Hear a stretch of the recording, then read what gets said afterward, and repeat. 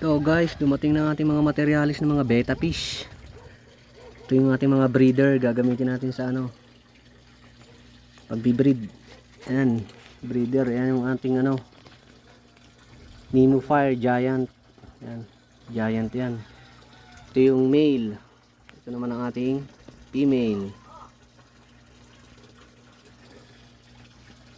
Meron din tayong ano dito, Dumbo ears, salamander. Ayan, nakaset up na oh.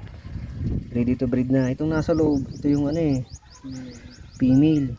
At itong nasa labas, yan ang ating male. Siya yung gagawa ng ating bubbles nest.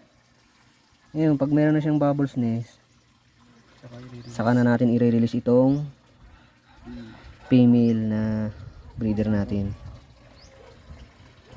Para doon na sila mag ano, i-fertilize nung male yung eggs bago na i-release.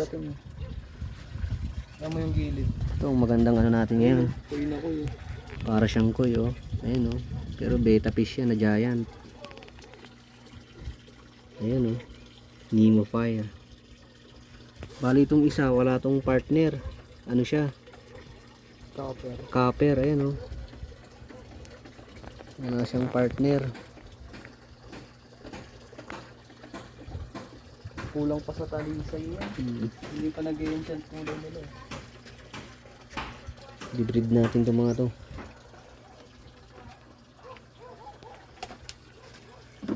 Kulang na ko na ito.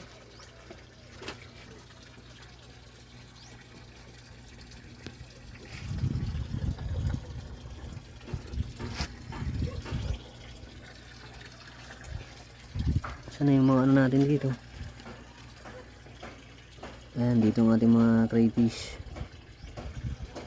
Dilipat ko din sa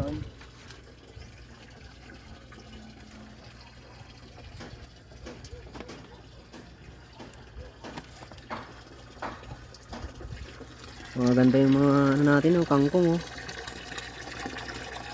Pwede nang gulayin. Lalo to oh.